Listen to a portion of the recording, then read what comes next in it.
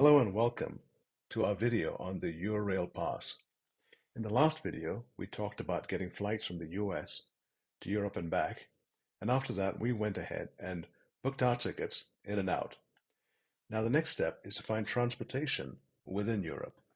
One option is Eurail, another is car rentals. We'll cover car rentals in another video. Before we get into Eurail Passes, let's take a look at the area that Eurail covers. This map shows all of the areas where there are fast trains connecting one city to another. For the Eurail Pass, if you go to the eurail.com site, you come to this web page. One thing I noticed was that I couldn't get this to work on Safari, so I'm running this on Microsoft Edge. On the site, we've got a Plan Your Trip tab. We've got passes, seat reservations, and help. On Plan Your Trip, we can look at the railway map. And the passes, there are several types of passes. There is a global pass and a one-country pass being identified here. We can click the Find Your Pass and fill out our proposed itinerary, and it'll recommend what pass is ideal. And then there are seat reservations. Some trains require seat reservations. The regional trains generally don't. So with that, let's take a look at the passes. So which pass should we choose is the question. If we travel in 2 or more countries, they recommend the Eurail Global Pass. If you're traveling in one country, they recommend the Eurail One Country Pass. And some of the best sellers are the Global Pass for 7 days and the Global Pass for 10 days. What's included in the pass is the ability to hop on and off most trains in 33 countries. The passes are delivered instantly to your mobile device, and you can download the Rail Planner app. Now you'll need to use that Rail Planner app in Europe, so make sure you have connectivity. And then you also get discounts on a number of travel partners. And they do have return and exchange policies. What's not included in the pass are seat reservations, which are often required on high-speed trains and night trains and some popular routes. And other public transport is not included. It just covers trains. Trams, buses, rental bikes, etc. are not covered in the pass. And then there are partners where you can get accommodation discounts. So let's go and take a look at the global pass options. The first thing we need to choose is who the travelers are. There are different prices for youth, adults, children, and seniors. So let's look at this 4-day within 1 month pass. That means that from the time you first activate the pass, you've got 1 month to use your 4 days up. If you're a youth, it's $233. If you add a child, it says up to 2 children travel for free per adult. Additional children travel with a youth pass. So children can travel without a pass if their trip starts before their 4th birthday. So let's go back and take a look at these. For youth, the fare is $233. For an adult, it's $311. Let's compare that again. $233 for a youth and $311 for an adult. The first child is free, so the fare doesn't change. The second child is free, fare doesn't change again. An additional child will go as a youth. Let's take that to 0. And let's compare that to the senior fare, $311 to $281. So you can see that the fares are different depending on your age. So let's go back to a single adult setting. And let's look at the Flexi Pass. A Flexi Pass, you can travel on as many trains as you like on each travel day, as long as you use the pass up within 1 month. Anything you don't use by the end of the month is lost. The tickets are delivered electronically, and you can travel up to 11 months after you buy it. There's an 85% refund on the tickets if you change your mind. And then, of course, you need to go ahead and get your seat reservations. So this is one option. You've got the 4 days within a month. You've got 5 days within a month, 7 days within a month, 10 days within 2 months, and 15 days within 2 months. Then there are the continuous passes. Continuous passes are somewhat different from the other one. This gives you 15 days of straight travel. So you can take as many trains as you like for 15 consecutive days. So if you wake up in the morning and get on the train, go to a town, spend the day there, and next morning you can get on the next train. The 15 days unlimited train travel allows you to travel without restrictions for 15 days. And here we have a 22 days in a row, 1 month in a row, 2 months in a row, and 3 months in a row. And a travel day begins at midnight and ends the following midnight. If you're on a train before midnight and you don't change trains before you arrive at your destination, you only use 1 day. If you're required to change trains after you leave from one city close to midnight and you change trains the next morning, say at 2 a.m., then you use up 2 travel days. And here we have some information about what documents and how you board. And then the conditions are spelled out here. And then there's always the one country pass. A one country pass is ideal if you wanted to explore one country.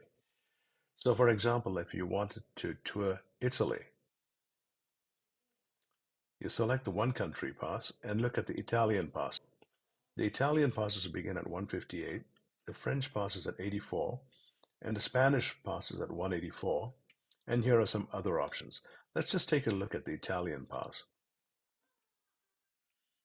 The one country pass gives you an opportunity to choose the pass that fits your itinerary. This pass for 158 is 3 days within 1 month. And this pass here for 235 is for 6 days within 1 month. Let's back up and look at another country. Let's look at France. And once again, we see we have a 1 day France pass within a month, a 3 day, 4 days, etc. So you have choices. You also have a choice between first and second class. Generally speaking, you get a little bit more space and sometimes you get some refreshments included in first class. Now backing up to finding our pass, this is a great tool. The dates don't have to be precise as long as they're directionally correct.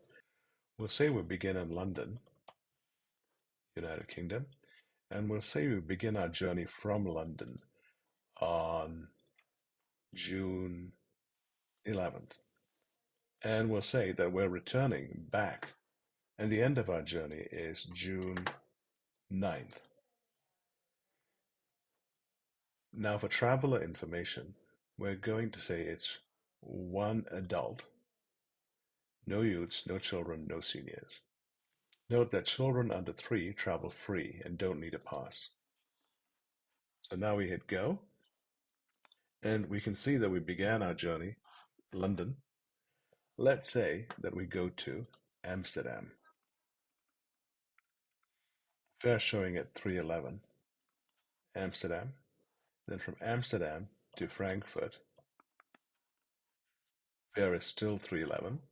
And let's say we spend 2 nights in Amsterdam, 2 nights in Frankfurt, and then from Frankfurt we go to Geneva, and we'll spend 2 nights there. Fare is still 311. And now let's go to Barcelona. Fare is still 311. We've got 1, 2, 3, 4 travel days so far. Now let's add in Paris.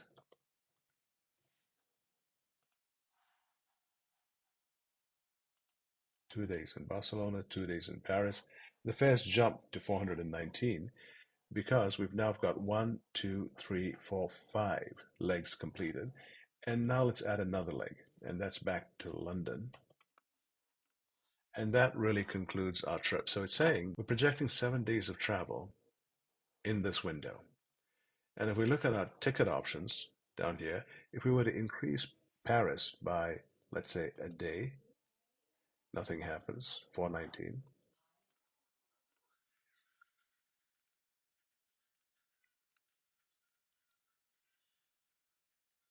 So with this 1, 2, 3, 4, 5, 6 legs happening within 7 days, it's recommending a pass at a cost of about 419. Let's take a look at it.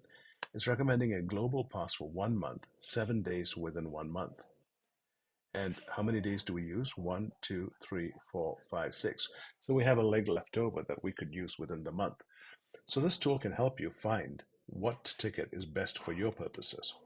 So let's go ahead and look at those results and let's add it to our cart. Next step, it's one adult, 419, and second class. Let's go to the cart. So here we are at the cart, and it shows that we have one Eurail Global Pass for an adult at 419 for 7 days of travel within 1 month. And this is second class. So we have one adult traveling Eurail Global Pass 7 days within 1 month for 419. For delivery, they recommend that you take delivery by mobile pass. It'll be delivered by email. You can get a paper pass for $10. So once you are comfortable with what you're looking at, you've got your order details kind of identified, you go to traveler details. You have a free cancellation policy with 100% refund on your passes if you pay the $22 plus fee. And that gives you some extra peace of mind. We'll continue without the plus. On this form, you're required to log in or set up an account to log in. Once you've completed your traveler details, payments will come up and you'll have the ticket in hand. Now, before we go too far, let's take a look at the railway map, and we'll zoom into this railway map. We can see that some ferries are covered too. It goes all the way from Ireland. There are 4 locations in Ireland. Through the UK, there are several locations in the UK. Connections to Paris, to Amsterdam, and Brussels. And looking down the map, we can see that it goes all the way up to Portugal. Now keep in mind that getting to Portugal, we really need to go to the north and work our way down, or go to the south and work our way up. Crossing from France to Spain, there's 2 major routes. Now there are regional trains too. You can see the trains go down all the way down to Italy, to Palermo, and it includes some ferries and discounts on other ferries. So it's a wide range of areas that you can cover. Now let's take a look at rough estimates for the time to travel from one city to another. For that, we'll go to Google and we'll look for train times. So, and we'll type in train travel time, London to Paris. It's 2 hours and 16 minutes. Another place you can look at this is maps.google.com. So we'll go in and first select Paris. Now with Paris up, we can zoom out and we can look for directions from London to Paris by train. And that's about 3 hours and 42 minutes. If you look at Paris to Frankfurt, that's about another 3 hours. Frankfurt to Amsterdam, it's about 4 hours by train. Amsterdam to Zurich in Switzerland, it's a long trip. It's 8 hours because there is a break at Frankfurt. So that's the longest trip that we could see. Generally speaking, you can complete your travel from one major city to another major city comfortably within a day. Many trips are likely to take 3 to 4 hours. And that should provide some background for looking at how you plan your trip on Eurail. So looking at this UK map, if you had a one country pass, you could go all the way high speed to Aberdeen. But there are regional trains that will take you to all the little towns in the UK. You could also make your way to Ireland if you had a multi-country pass or a global pass. Similarly, on this side, from Paris, you can make your way comfortably to Rennes, to Bordeaux, to Lyon, and on to Marseille. So as a hub, Paris would be a great place. To Brussels, Antwerp, and Amsterdam. From Amsterdam, you have routes taking you to Cologne and Frankfurt, and all the way north, Hanover, to Berlin. Berlin acts like a hub with connections to Hamburg, Warsaw, Poland, to Prague, to Munich, and to Cologne. So let me zoom out a little more. So one of the key steps in beginning your planning is looking at this map and deciding where you might want to go and how long in total you plan to stay there. If you stay up to a month, you can buy the 1 month pass with the number of days of travel that you need. If you travel more than a month, you need to get the 2 month pass. So this would be the starting point for planning what kind of pass to get. And then once you have that, you can jump over to your global pass, go down to your traveler classification, and then pick a flexi pass or a global pass. Now, the flexi pass is the 4 days within a month, 5 days within a month, or even 10 days within a month. And if you went from the 10 days, if you went from second class to first class, it would jump to 625 from 492. So with that in mind, you should be able to go ahead and pick the pass you want and order it. Now we're going to go ahead and order our pass. And once I have the mobile app set up, we'll post another video on that. And then the next video will cover car rentals, because in some towns that you arrive, I believe that you might have a different experience renting a car within a certain area once you're locally located, although public transportation in Europe is generally very good. So until next time, thanks for watching, and I hope you continue to follow us on this planning process and our journey through Europe.